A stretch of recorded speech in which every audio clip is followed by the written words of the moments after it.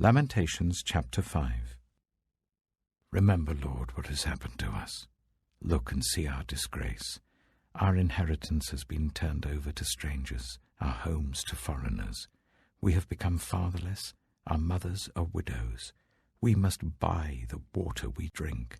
Our wood can be had only at a price. Those who pursue us are at our heels. We are weary and find no rest. We submitted to Egypt and Assyria to get enough bread. Our ancestors sinned and are no more, and we bear their punishment. Slaves rule over us, and there is no one to free us from their hands. We get our bread at the risk of our lives because of the sword in the desert. Our skin is hot as an oven, feverish from hunger. Women have been violated in Zion, and virgins in the towns of Judah. Princes have been hung up by their hands. Elders are shown no respect. Young men toil at the millstones. Boys stagger under loads of wood. The elders are gone from the city gate. The young men have stopped their music. Joy is gone from our hearts. Our dancing has turned to mourning. The crown has fallen from our head. Woe to us, for we have sinned. Because of this our hearts are faint. Because of these things our eyes grow dim for Mount Zion, which lies desolate, with jackals prowling over it. You, Lord, reign forever. Your throne endures from generation to generation. Why do you always forget us? Why do you forsake us so long? Restore us to yourself, Lord, that we may return. Renew our days as of old, unless you have utterly rejected us and are angry with us beyond measure.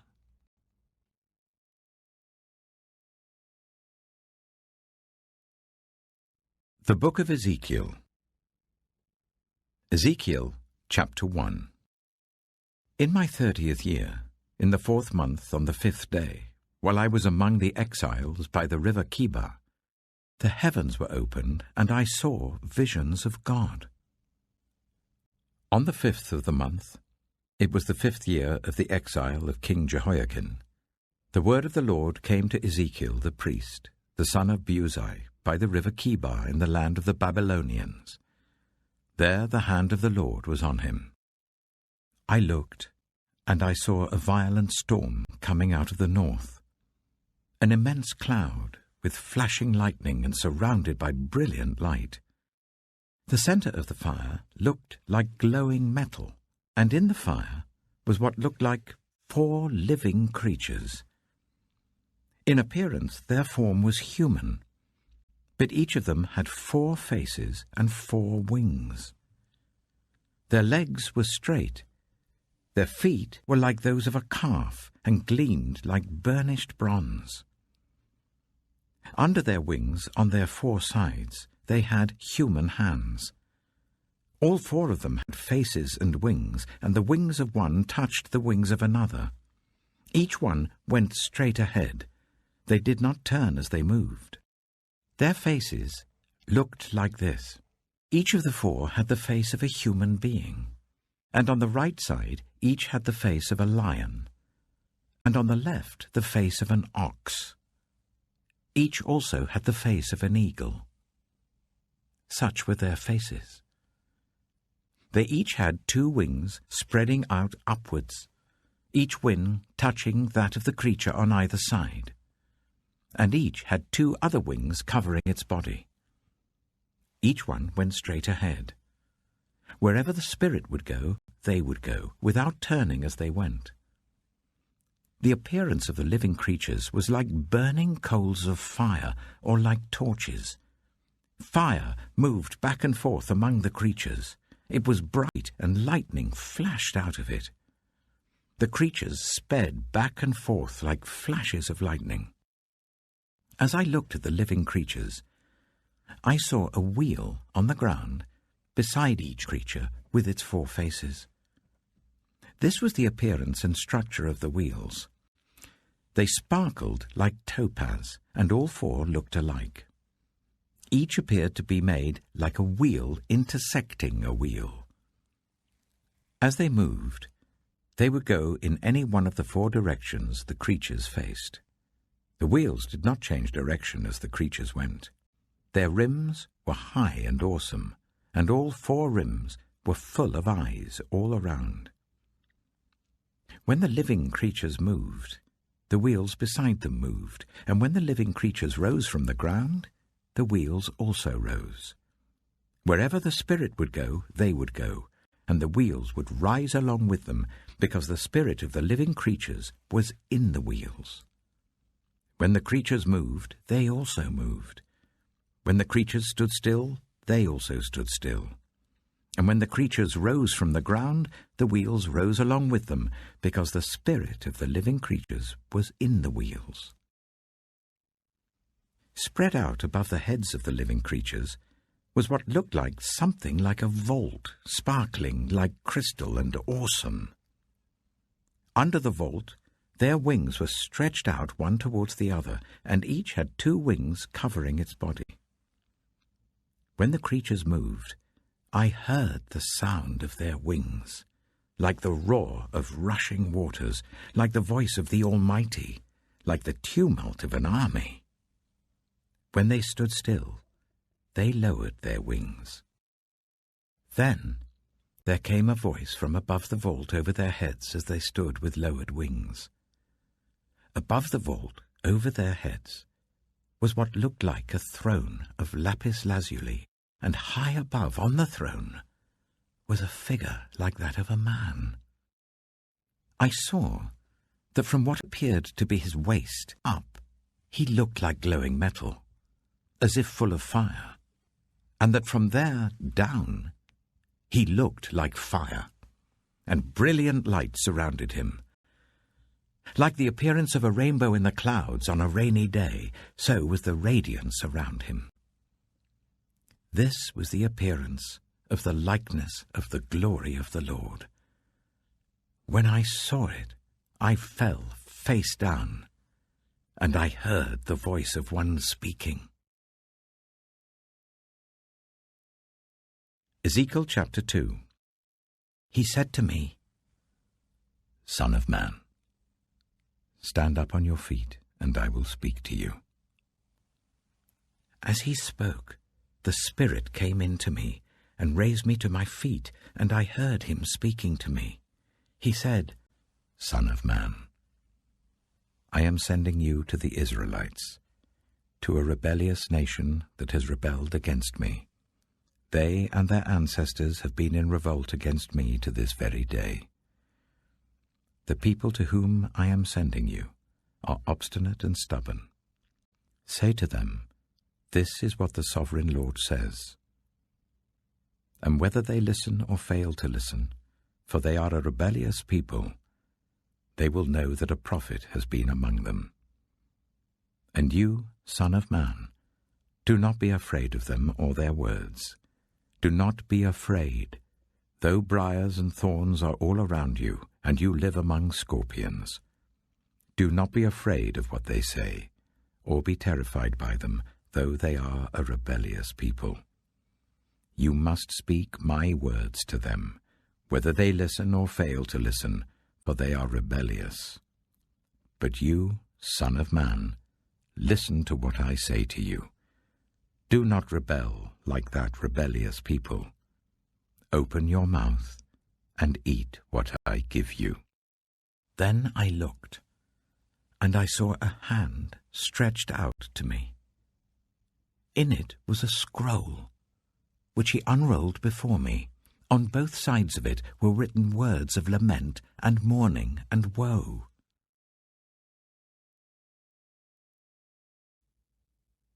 1 Peter chapter 3. Wives, in the same way, submit yourselves to your own husbands, so that if any of them do not believe the word, they may be won over without words by the behavior of their wives, when they see the purity and reverence of your lives, Your beauty should not come from outward adornment, such as elaborate hairstyles and the wearing of gold jewelry or fine clothes. Rather, it should be that of your inner self, the unfading beauty of a gentle and quiet spirit, which is of great worth in God's sight. For this is the way the holy women of the past, who put their hope in God, used to adorn themselves. They submitted themselves to their own husbands, like Sarah, who obeyed Abraham and called him her Lord.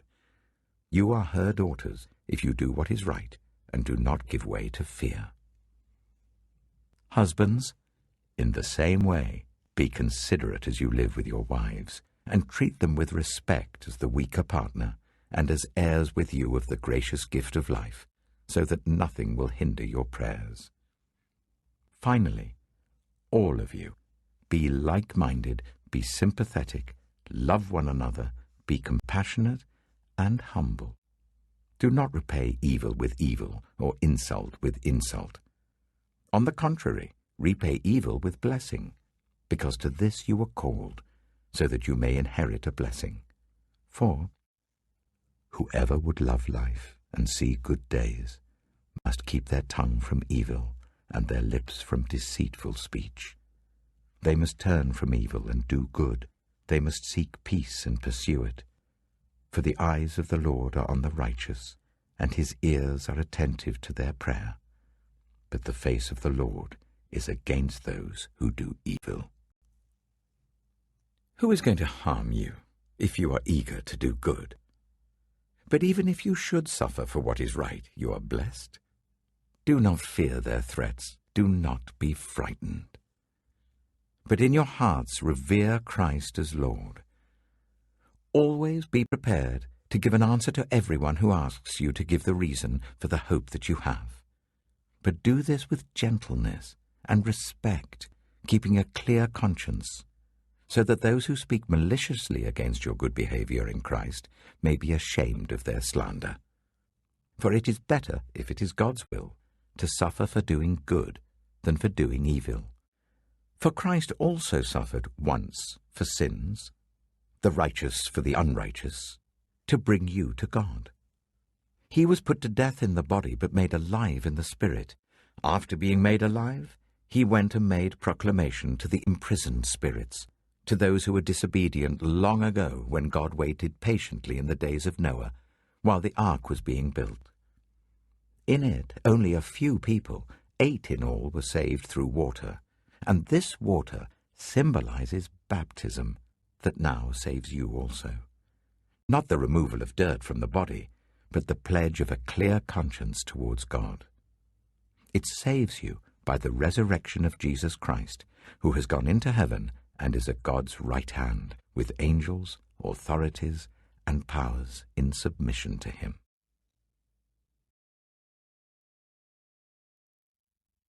Book 5, Psalm 107. Give thanks to the Lord, for he is good. His love endures forever. Let the redeemed of the Lord tell their story. Those he redeemed from the hand of the foe, those he gathered from the lands, from east and west, from north and south. Some wandered in desert wastelands, finding no way to a city where they could settle. They were hungry and thirsty, and their lives ebbed away. Then they cried out to the Lord in their trouble, and he delivered them from their distress. He led them by a straight way to a city where they could settle. Let them give thanks to the Lord for his unfailing love and his wonderful deeds for mankind, for he satisfies the thirsty and fills the hungry with good things. Some sat in darkness, in utter darkness, prisoners suffering in iron chains, because they rebelled against God's commands and despised the plans of the Most High. So he subjected them to bitter labor. They stumbled, and there was no one to help. Then they cried to the Lord in their trouble, and he saved them from their distress. He brought them out of darkness, the utter darkness, and broke away their chains. Let them give thanks to the Lord for his unfailing love and his wonderful deeds for mankind, for he breaks down gates of bronze and cuts through bars of iron. Some became fools through their rebellious ways and suffered affliction because of their iniquities.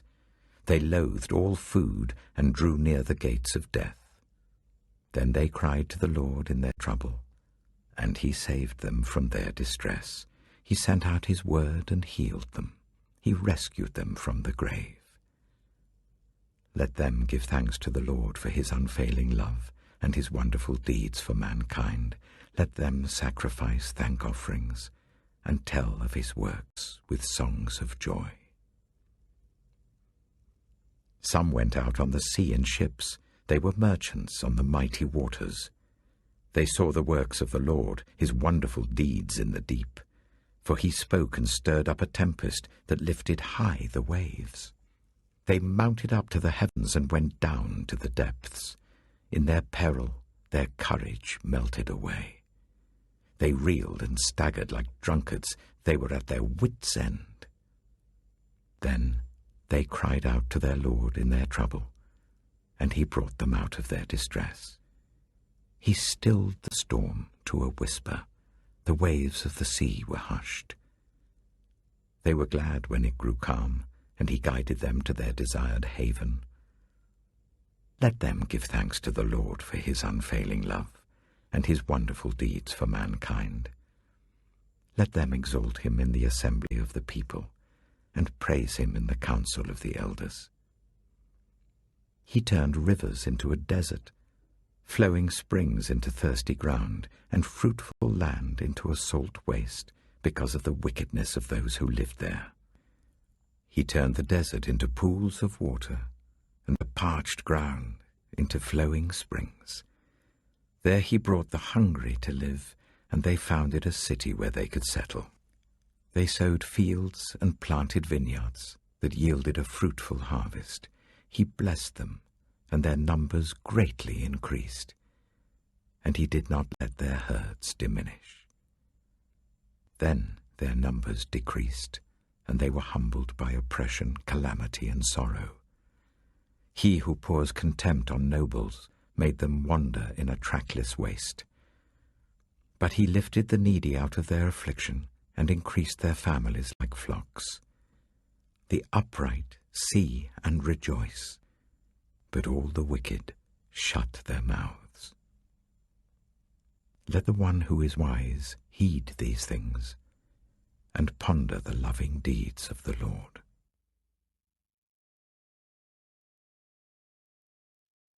Proverbs chapter 25. These are more Proverbs of Solomon, compiled by the men of Hezekiah, king of Judah. It is the glory of God to conceal a matter. To search out a matter is the glory of kings. As the heavens are high and the earth is deep, so the hearts of kings are unsearchable. Remove the dross from the silver, and a silversmith can produce a vessel.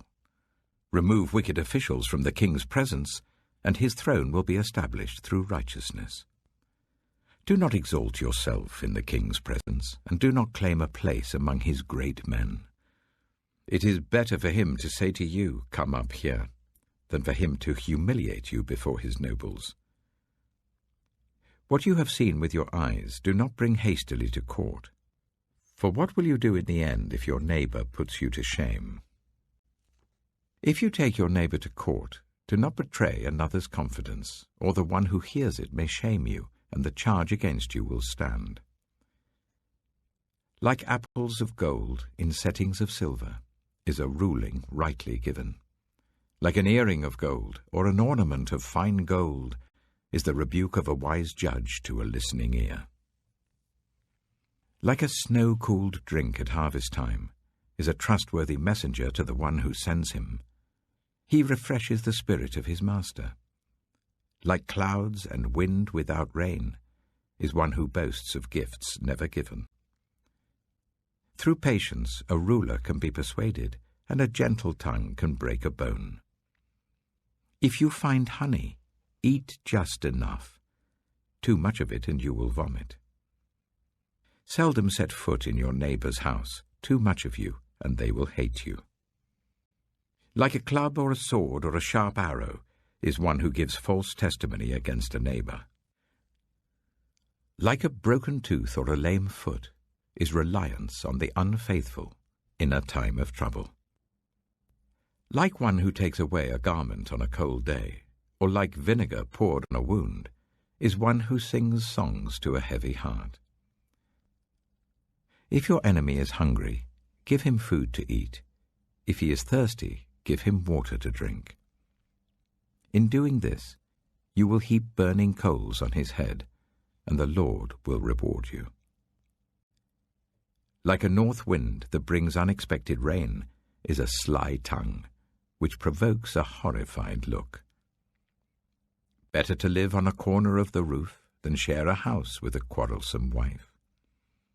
Like cold water to a weary soul is good news from a distant land. Like a muddied spring or a polluted well are the righteous who give way to the wicked.